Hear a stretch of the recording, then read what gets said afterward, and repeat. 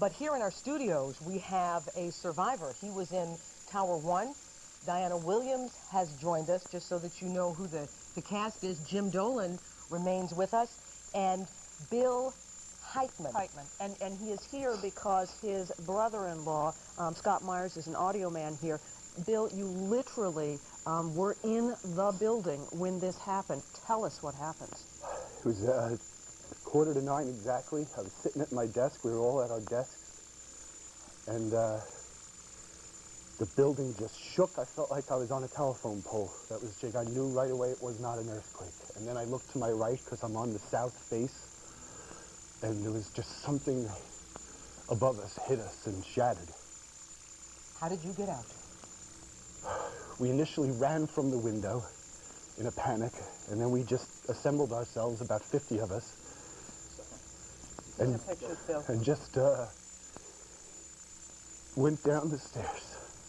A lot of people with you? Many. Chaos or organized? Organized. From what you saw, do you think most of the people on the 80th floor and below got out? I would think so. And how did you get from Lower Manhattan, World Trade Center, up to 67th and Columbus to be with us? I walked. What's the situation like in Lower Manhattan while you were walking? Well, first off, when I left the building, I just thought that we were headed to some triage or something. And they kept directing us towards Broadway, a block and a half away. And I went to Broadway, and then all of a sudden, all hell broke loose, and I thought that we were being shot at or something. And then a cloud of dust. You just couldn't outrun this cloud of dust. You just couldn't outrun it. So we just got engulfed in this cloud of dust, and at that point it was like a blizzard. It was like a blizzard. It was worse than a blizzard. I couldn't see anybody around me. We all ducked in. We all ducked in to a luncheonette, and I just couldn't stay in there. Everybody was trying to make phone calls, but it was even clouded with dust in the luncheonette. So I left, and I headed towards the seaport to head east, and that was when I just started walking north. And you alerted your family, right, Bill? I alerted my family 15 minutes ago. And they must have been incredibly relieved. Yeah. I don't know if we said that he is with Bank of America with the security division. And what were you doing at work today? I mean, just making sure that the building was safe? No, I start work at 5:30 in the morning, so I had already been working a good 3 hours already. Bill, describe that trip down the stairway. It was actually in pretty good spirits. There were some people that had been above us that were visibly burned and injured, and there was a lot of move to the right, letting people... And then as we got further down, it was moved to the right because the firemen were coming up. And the firemen were suffering bad with all the oxygen tanks there. Bill, did you have any idea at that point what had happened? Yes. You knew that a plane... I didn't know that it was a jet. I thought it was a single helicopter, and we thought that it was an accident. And Bill, you said that when you came out, that's when the building exploded, but you were just out of the building when it collapsed. I wasn't out a minute. I was not out a minute. So that cloud that engulfed you was the World Trade Center.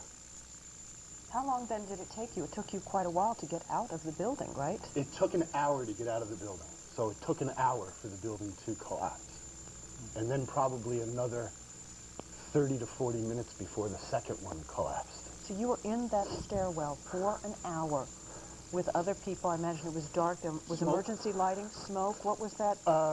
I didn't experience a lot of smoke inhalation. A lot of people who were covered up. A lot of asthmatics. I have asthma, but very mild, but a lot of asthmatics. Bill, you left the building, but there were firefighters and other emergency personnel still in that building, right?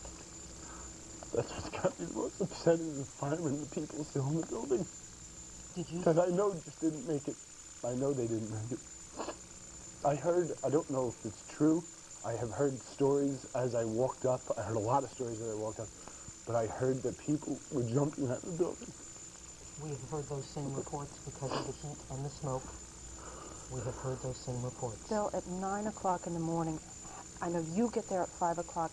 How many people are going to be in those towers at 9 o'clock in the morning? Have most people arrived to work by then? By 9 o'clock? Yeah. There's a lot of activity when I'm arriving, considering it's 5:30 in the morning. But there's a lot of activity from 6 o'clock on. Were you? There was vastly just thousands of people in that building. Mm-hmm. Were you working at World Trade Center in '93? Yes, I was. Oh gosh. Can you draw any And I thought that was comparisons to bad. this? I thought that was bad. That was bad enough.